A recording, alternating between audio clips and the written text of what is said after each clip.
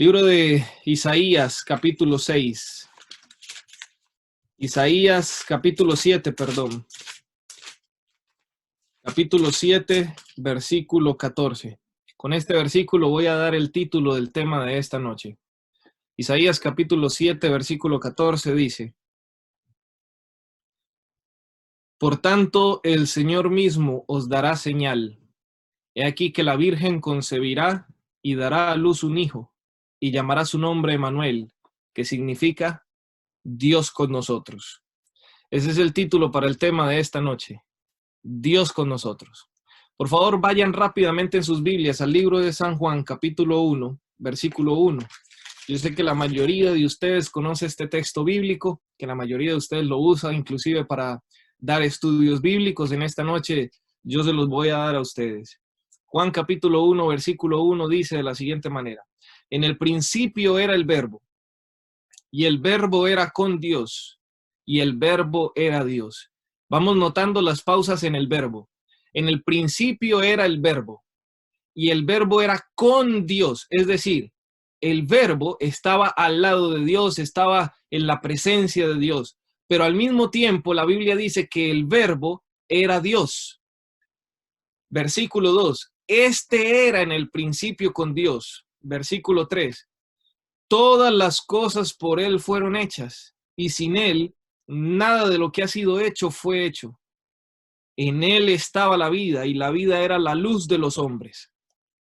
Noten que San Juan en este capítulo 1, versículo 1 al 4, se encarga de dejarnos claro que el Verbo es Dios mismo, pero que en la deidad existen varias personas, no solo un solo Dios, porque es un solo gobierno, un solo propósito, una sola salvación, un solo dominio, un solo reinado en el universo. Pero dice la Escritura, en el versículo 14, ahí mismo del libro de Juan, capítulo 1, dice: y aquel Verbo fue hecho carne y habitó entre nosotros, y vimos su gloria, gloria como del unigénito del Padre, lleno de gracia y de verdad.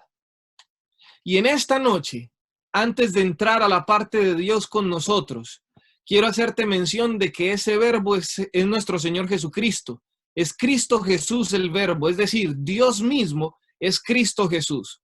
Cristo Jesús se hizo carne. Antes de entrar ahí a la parte de que se hizo carne, yo simplemente quiero mencionarte, si tú tienes un lapicero lo puedes anotar, o si quieres después puedes volver a ver este video y guardar los versículos que te voy a dar en este momento.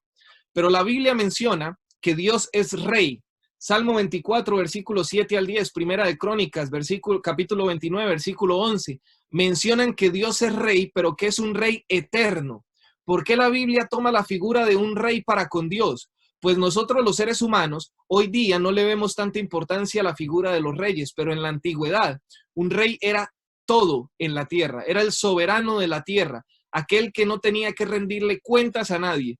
Pues la Biblia nos está enseñando a nosotros que Dios es más que un rey, porque Dios no muere. Dios es un rey que gobierna por toda la eternidad, que gobierna a través de sus 10 mandamientos con los cuales rige el universo entero.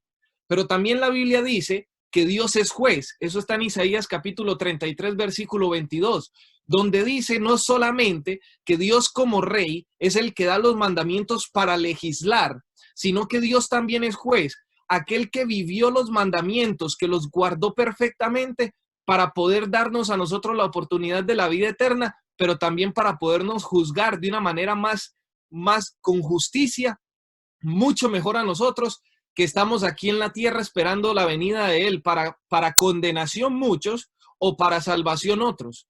La Biblia también menciona que Dios es creador. Eso está fácil en la Biblia, desde el libro de Génesis, capítulo 1, versículo 1, Isaías 43, 1 al 5, Jeremías 1, 5, San Juan 1, 3, Isaías 40, 28. Dios es el creador de todas las cosas, de todo cuanto existe. Ahora, ustedes se preguntarán, ¿por qué en este momento yo les estoy mencionando todas estas características de Jesús, o más bien de Dios?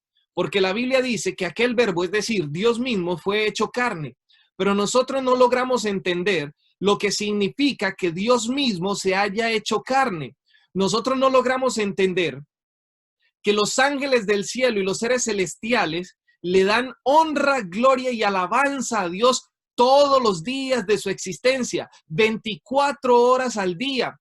Tiran sus coronas a los pies, se postran frente a Él, lo adoran porque Dios es un ser maravilloso, es el único que tiene cualidades en sí mismo, que puede hacer cualquier cosa, es el único que tiene vida en sí mismo. Jesús lo dijo, yo tengo vida en mí mismo y la puedo tomar, la puedo dar y la puedo tomar cuando yo quiera. Dios es el único ser que tiene vida en sí mismo. Dios es el único que es todopoderoso. Dios es el único que es omnisapiente. Dios es el único que es omnipresente. Dios es el único que es creador. Dios es el único que es rey eterno. Dios es el único que es juez. Y todo este conjunto de cosas maravillosas hablan de un Dios que, a pesar de ser lo más importante en el universo entero, no le importó su posición como Dios, sino que se hizo un vil hombre para vivir aquí en la tierra, para que pudiéramos ser salvos a través de él. San Juan 3:16, versículo insignia de nosotros los adventistas del séptimo día, dice: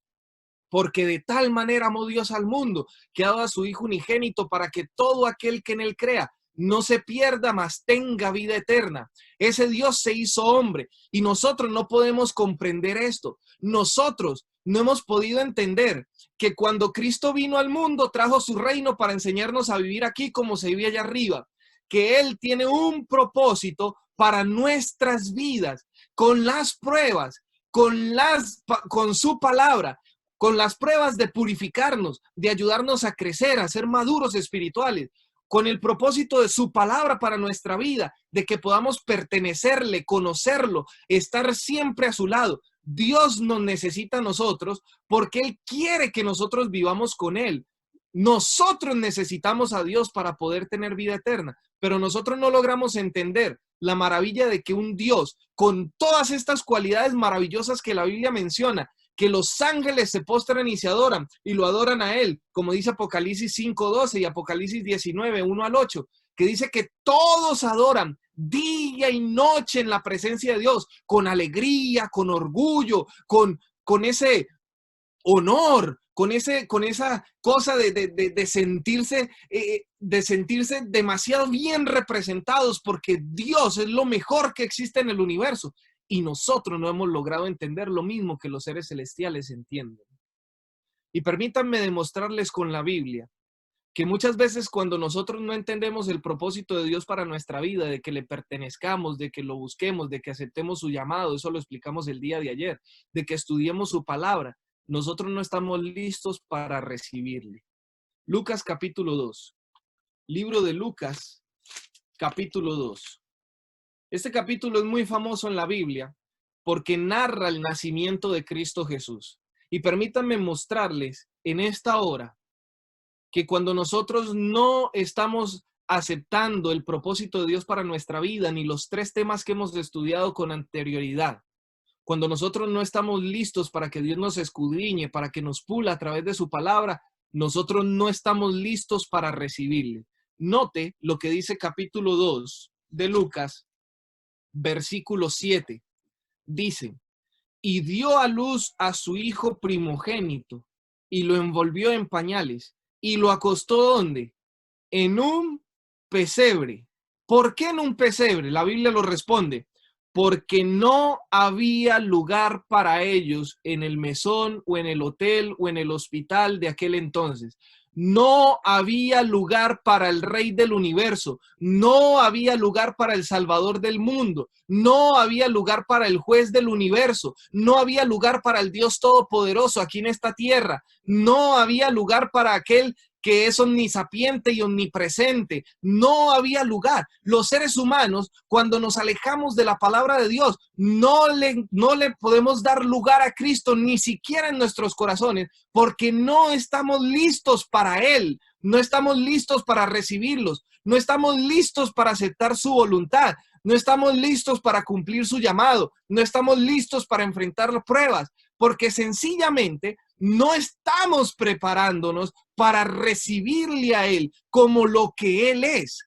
Dios no es cualquier cosa, es el ser más importante en todo el universo entero. Y aún así, cuando vino al mundo, lo tratamos como si fuera nadie. Le dimos un pesebre para que naciera. Yo creo que ninguno de nosotros ha nacido en un pesebre. Ninguno. Ahora el Dios que creó todas las cosas, el Dios del universo, se hace hombre y nace en un pesebre porque sus hijos, y escuchen con atención, porque aquí está lo grave del asunto. Dios nació como hombre en la persona de Jesucristo, en su pueblo, en el pueblo de Israel, en los adventistas del séptimo día de la antigüedad, en los que guardaban los mandamientos del Señor, los que guardaban el día de reposo del Señor, los que tenían las promesas de Dios, a los que Dios había hecho su pueblo. Y cuando vino Dios mismo en Jesucristo a su pueblo no le recibió. Lo mandamos a nacer a un pesebre. Y de la misma manera como hicieron los israelitas en el pasado, podemos estar haciendo nosotros hoy en nuestra vida. Cristo está queriendo tomar el lugar que le corresponde en nuestra vida y en nuestros corazones, y muchos de nosotros podemos estarle cerrando la puerta a Cristo. Muchos de nosotros podemos estarle diciendo a Él que no hay lugar en nuestros corazones para Él, que sencillamente vaya y nazca en otro lugar, que vaya y busque a otro, porque en nuestros corazones no hay lugar para Él. Y esto es lo que yo quiero que nosotros nos grabemos en nuestra mente. El hecho de ser parte del pueblo de Dios, como lo somos los adventistas del séptimo día, porque somos el pueblo de Dios, no nos garantiza a nosotros que Cristo va a morar en nuestros corazones. Nosotros debemos hacerle lugar a Él en nuestros corazones. Si Cristo viene a nuestra casa, como lo dice Apocalipsis 3:20, porque yo quiero llamar su atención rápidamente a ese capítulo de Apocalipsis, el capítulo 3. El versículo 20 de Apocalipsis dice: He aquí yo estoy a la puerta y llamo. Si alguno oye mi voz y abre la puerta, entraré a él, cenaré con él y él conmigo. ¿Y saben cuál fue el error más grande que yo cometí durante muchos años en mi vida? Usar ese texto solamente cuando hacía llamados para el bautismo. Porque resulta que si usted lee bien el mensaje a la iglesia de la Odisea, que somos nosotros, el pueblo adventista de esta época, nosotros nos damos cuenta que el mensaje, o más bien, Cristo tocando a la puerta de los corazones, está tocando a la puerta de los corazones de los hijos suyos que hacen parte de la iglesia de la Odisea. Es decir, Cristo está tocando la puerta de los corazones primero de los adventistas que estamos aquí. Y esto es lo preocupante. ¿Será que cuando Cristo toca la puerta de nuestro corazón, nosotros le estamos abriendo la puerta y le estamos dando el lugar que Él verdaderamente merece? ¿O simplemente le estamos dando lo que nos sobra, el pesebre? Porque saben que mientras Cristo estuvo aquí en la tierra, Lucas capítulo 14, versículo 15, explicó a través de una parábola cómo nosotros le entregamos a Él el pesebre y cómo no le damos el lugar que realmente Él merece en nuestra vida. Recuerden, Cristo es Dios mismo, es la segunda persona de la deidad, el Hijo de Dios, Dios mismo hecho carne, aquel a quien los ángeles en el cielo adoran, los seres de los otros mundos adoran, y nosotros los seres humanos nos damos el lujo de rechazar a tremendo ser tan maravilloso como lo es Él. Y cuando viene Cristo a la tierra, en Lucas capítulo 14, versículo 15, Él narra una parábola, que es la parábola de la gran cena. Y yo no la voy a leer toda, voy a leer solo un versículo que necesito de aquí, pero les voy a poner en el contexto. En la parábola de la gran cena, Cristo manda, o más bien se representa a través de un hombre que manda a llamar a sus convidados para la cena. Pero cuando los manda a llamar, ellos no vienen. Entonces Él se enoja y dice: ok, ustedes no quieren venir, entonces yo voy a mandar a llamar a otra gente, voy a mandar a llamar a los cojos, a los ciegos, a los que están enfermos, a los que están por las ciudades mendigando, a todos ellos a que vengan y coman aquí, en mi casa. Pero los que yo llamé no van a ser más parte de mi pueblo, ni van a comer conmigo, ni tampoco van a heredar la eternidad. Usted la puede leer con calma. Eso está desde el versículo 15, capítulo 14, versículo 15 hasta el versículo 24. Pero resulta que yo me quiero centrar es en las excusas que ellos le daban a Cristo, o más bien a quien los mandó invitar a la cena para no ir a la cena. Noten lo que dice. Versículo 18. Y todos a una comenzaron a excusarse. Noten que las excusas no son de Dios.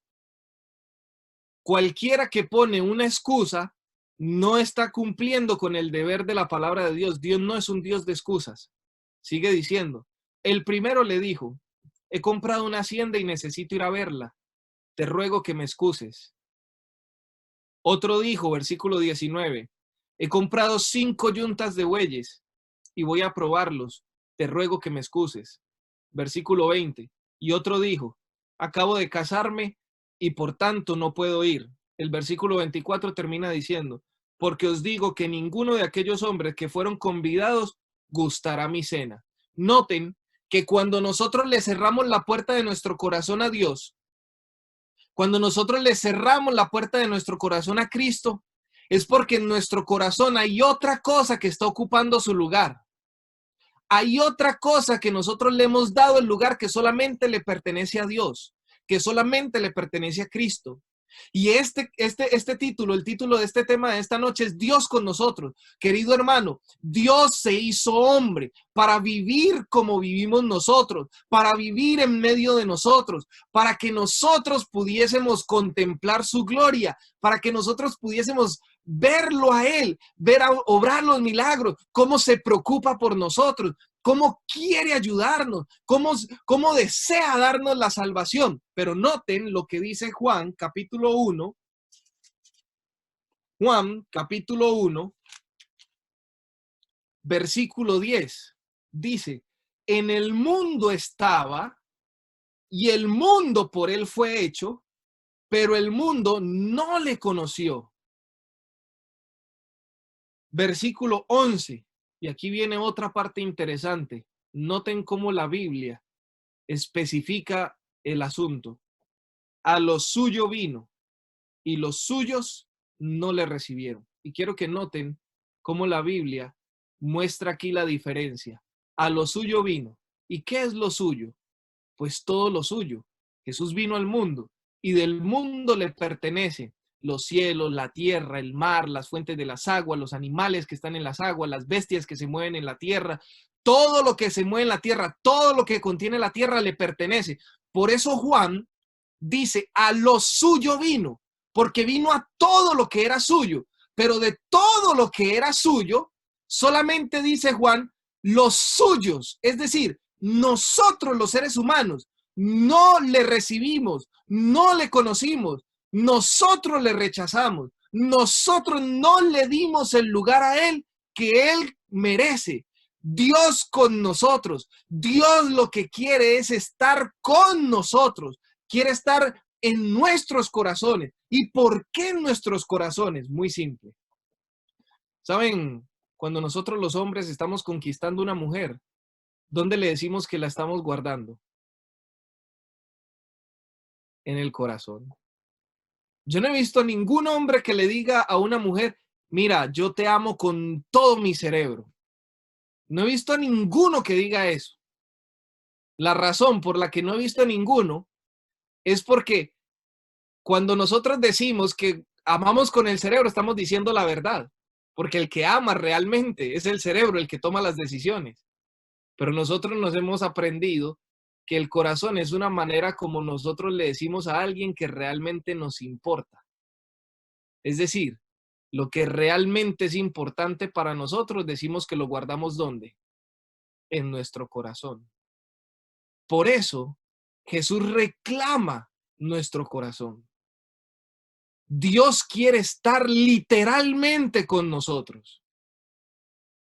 No crean que sencillamente Dios quiere que estudiemos su palabra y ahí nos deja. No, Dios quiere que estudiemos su palabra, que nos acerquemos a Él, que lo conozcamos por lo que Él es, que lo adoremos por lo que Él es. Y cuando nosotros empecemos a ver a Dios de esa manera como Él es, entonces nosotros podremos entender que semejante ser tan maravilloso tiene sí o sí que ser parte de mi vida y de las decisiones importantes de mi corazón. Pero Dios no quiere que nosotros hagamos lo que hicieron los israelitas,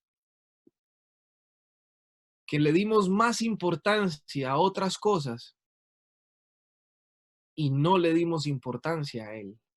Ahora noten, después de que Cristo nació en el pesebre, vuelvan a Lucas capítulo 2.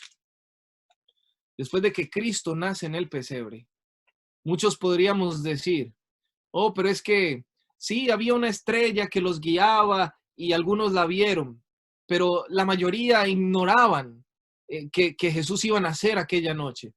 Pues noten que la Escritura se encarga de mostrarnos a nosotros que hubo suficiente evidencia para que todos se dieran cuenta que el Mesías había nacido aquella noche.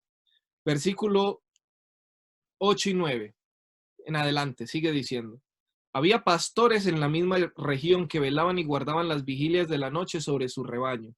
Y he aquí se les presentó un ángel del Señor, y la gloria del Señor los rodeó de resplandor, y tuvieron gran temor.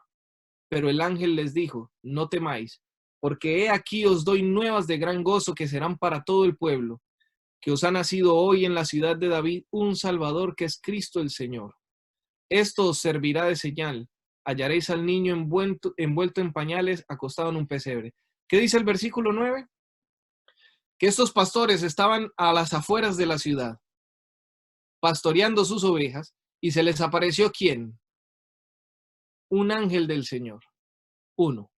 Pero cuando se les apareció ese ángel del Señor, ¿qué dice la Biblia que venía acompañando al ángel?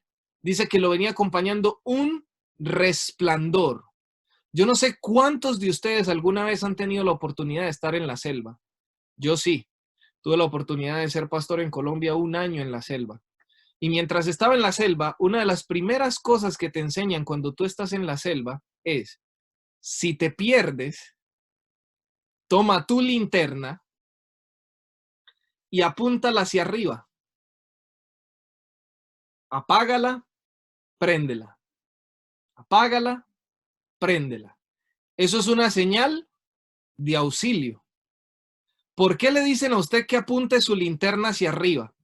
Porque en la selva, a diferencia de las ciudades, no existe la energía eléctrica. Si no hay energía eléctrica, la noche es clara. Y cuando usted apunta cualquier luz hacia arriba, se puede ver a kilómetros de distancia. Lo cual quiere decir que cualquiera que la vea va a empezar a hacer las mismas señales para que sepan que se está acercando a usted. Y usted se preguntará por qué yo le estoy diciendo esto y estamos hablando de los pastores que estaban a las afueras de la ciudad. Pues yo quiero que ustedes recuerden algo. En el tiempo de Jesús no existía la energía eléctrica. Así que cualquier resplandor, y más el de un ángel, se vería a kilómetros de distancia. Pero si ustedes notan, yo me detuve justamente en el versículo 12, porque el versículo 13 dice de la siguiente manera: y repentinamente apareció con el ángel una multitud de las huestes celestiales que alababan a Dios y decían, gloria a Dios en las alturas y en la tierra paz, buena voluntad para con los hombres. Ahora escuchen esto. Si una linterna se ve en la oscuridad, el resplandor de un ángel tendría que verse más que el de una linterna. Pero no conforme con eso, no solamente fue uno, sino que dice la escritura que ¿qué? Que apareció ¿qué? Una multitud de ángeles en el cielo, todos resplandeciendo y todos cantando al mismo tiempo, gloria a Dios en las alturas y en la tierra paz y buena voluntad para con los hombres. Y la pregunta que yo quiero hacerte en esta noche es, ¿por qué solo los pastores lo vieron? Si Cristo nació en un pesebre que estaba ahí mismo en la ciudad de Belén. ¿Saben por qué solamente los pastores lo vieron? Porque quizás los otros estaban demasiado ocupados en sus quehaceres, que se perdieron la oportunidad de darse cuenta de que Dios estaba con ellos. Querido hermano que me estás escuchando, donde quiera que estés, Dios quiere estar con nosotros hoy, tanto como lo hizo cuando vino a la tierra por primera vez. Dios quiere morar contigo. Dios quiere que tú le abras la puerta de tu corazón, que tú puedas verlo, que puedas contemplarlo, que puedas pasar tiempo con Él, que puedas admirarlo, que puedas ver su grandeza, su gloria, su majestad y te puedas deleitar en Él. Pero Dios quiere llamar nuestra atención en esta noche de que si queremos verlo y queremos poder decir, como decía la Escritura, Dios con nosotros, entonces nosotros tendremos que prestarle atención a qué cosas nosotros estamos dándole más importancia en nuestra vida, que nos impiden darle el lugar a Dios que Él merece. Y por eso en esta noche, no importa tú dónde estés, no importa lo que hayas hecho, no importa tus pecados, no importa absolutamente nada de tu vida. Yo le doy gracias a Dios porque con Él es borrón y cuenta nueva. Él nos da páginas en blanco todos los días para nosotros poder vivir una vida diferente, en sus manos, de acuerdo a su voluntad. Pero nuevamente te lo repito, esto es una decisión que tú tienes que hacer personalmente, porque en mi trabajo como predicador de la palabra de Dios, en tu vida termina cuando yo cierro mi boca y dejo de predicar, porque yo no puedo tomar las decisiones por ti. Yo tengo que luchar por mi vida espiritual y por mi salvación todos los días para poder, como lo decíamos el domingo a través de las pruebas, que Dios cada día, sin importar nuestro pasado, pueda hallarnos como fieles siervos suyos, que no tengamos más de qué avergonzarnos de nada. Pero yo no puedo tomar las decisiones por ti, porque estoy aquí luchando por tomar las mías. Tú tienes que hacerlo por tu propia voluntad. Dios con nosotros. Dios quiere estar con nosotros, como lo estuvo en el pasado con sus discípulos. Quiere estar con nosotros ahora. Y si tu deseo en esta noche es que Dios esté contigo, de abrirle la puerta de tu corazón y decirle, Señor, toma el lugar que te corresponde en mi vida. Entonces es por ti por quien yo quiero orar en esta noche. Hay un pensamiento de la hermana White que dice que uno no debe orar por quien no quiere que se ore por esa persona. Pues yo por eso en esta noche no voy a orar por aquellos que no quieren. Yo quiero orar en esta noche por aquellos que quieren, por aquellos a quienes el Espíritu Santo les está hablando noche tras noche, aquellos a quienes el Espíritu Santo les está haciendo ver las cosas que deben cambiar en su propia vida, así como me las hace ver a mí, te las hace ver a ti. Aquellos a quienes el Espíritu Santo nos está pidiendo que cambiemos nuestras prioridades o el orden de nuestras prioridades para que podamos ver a Cristo. Suficiente evidencia hay en la Biblia, en los testimonios y en la vida de las personas que siguen a Dios para poderlo ver. Que tú seas una de esas evidencias. Si ese es tu deseo en esta noche, yo quiero orar por ti. Padre bendito, una vez más te damos gracias, porque nos sigues hablando a través de tu palabra. Gracias, Señor, por cada persona que se conecta noche tras noche, por cada persona, Señor Jesús, que está aquí en este momento, siendo tocado por tu Espíritu Santo, a quien tú le has permitido, Señor, en esta noche comprender aspectos de su vida que deben ser cambiados para poder contemplar tu maravillosa majestad. Permite, Señor Jesús, que cada persona que está aquí tomando decisiones en sus corazones en este momento puedan, Señor Jesús, sentir la paz y la presencia tuya a través de tu Santo Espíritu. Que ellos puedan, Señor Jesús, entender que tú deseas estar con nosotros como lo has estado con los hombres de la Biblia, generación tras generación. Bendice a cada persona en esta noche. Te doy gracias porque le has puesto en su corazón el deseo de conectarse. Si es tu voluntad, permite que podamos conectarnos nuevamente el día de mañana y poder seguir estudiando tu palabra, para que nosotros podamos siempre, Señor bendito, entender que eres tú el que nos llama y que nosotros te servimos única y exclusivamente a ti, por quien tú eres, el Rey del universo, el Dios todopoderoso, aquel que no le importó ser igual a Dios como cosa que aferrarse, sino que se humilló a sí mismo para hacerse hombre y sufrir la muerte de la cruz y darnos así de esta manera la oportunidad y la esperanza de tener salvación y vida eterna. Bendice a cada uno de mis hermanos, es mi deseo y mi oración en esta hora. En el nombre maravilloso de Cristo Jesús te lo imploramos. Amén.